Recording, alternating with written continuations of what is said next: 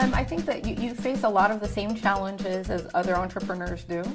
And then there's that added perception of you don't know, right? You can't be that you can't know technology like the people that people perceive created the technology. Those are just obstacles, and entrepreneurs are made to overcome obstacles. That's what we're all about. You know, one of the challenges I face is always being looked at for my expertise as the brown woman in the room, as opposed to the civic technology expert or someone who knows something about technology policy.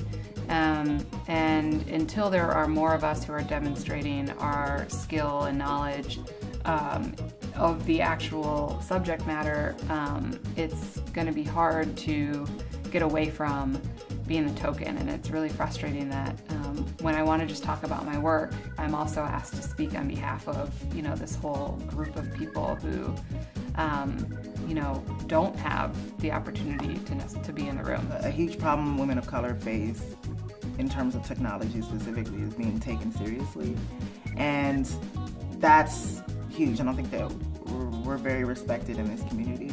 Women of color have not been highly represented in technology companies. I know Silicon Valley, and I used to work out there for many years, believes that it's a meritocracy, but if you just look at the sheer numbers, that's not really the case. And so I think just proving yourself when you are a minority, if you look different than everyone else, can often be more challenging, especially if you're pitching to someone who looks very different from you.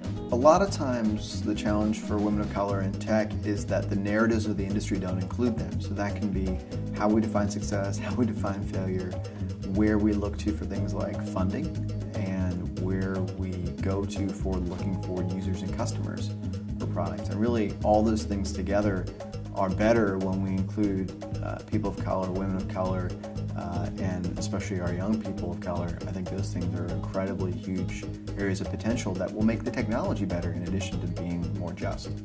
Well, I think the challenges are the same as it is for any woman.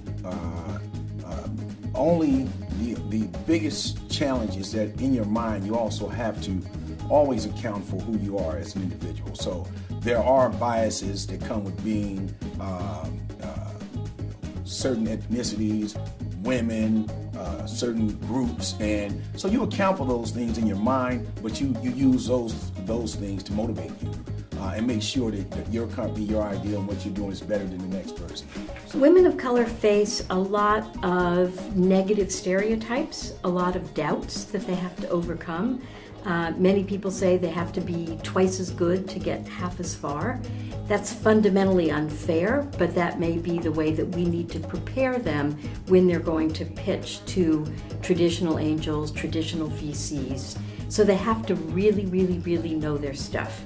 They have to have a great business idea. They have to have solid technologies, technical chops on their team. The CEO doesn't have to be the technologist, but there has to be a solid technologist on the founding team. And they have to have really a great business opportunity. I think one of the biggest challenges that I see for women of color, for people of color, frankly, is sometimes the thin networks. We just haven't spent as much time, we as women, people of color, either developing out those networks, understanding how to leverage them, as well as other people have, either through universities or just sort of decades of networking. So I think that's a challenge sometimes in getting out of one's comfort zone to reach out to people who can and often will help you. There sometimes can be a mental barrier that people put on themselves when it comes to tech. I think the fact that a conference like that where people, especially young girls and also adult women, can actually see other people that look like them and identify with them, that they too can get into tech. Mostly everything about how people view themselves is what they see in their environment. And if you change their environment, if you change what they see, then they internalize that and then can make a new reality for themselves. In an industry that tends to view success in terms of what looks like what has already been successful, and when what has already been successful tends to be young, straight, white, male entrepreneurs, it's going to be more challenging for someone who doesn't look like that, and to convince someone that just because they don't fit the pattern, that they are still as much of a safe bet in terms of the risk of investing. The way I like to put it is that as a straight white male, I'm playing the game at the easiest difficulty setting. You're always going to be playing on medium or hard, and while we're all playing the same game, that's an unfortunate realization. I'm just trying to do my part to hopefully change that difficulty setting for other people.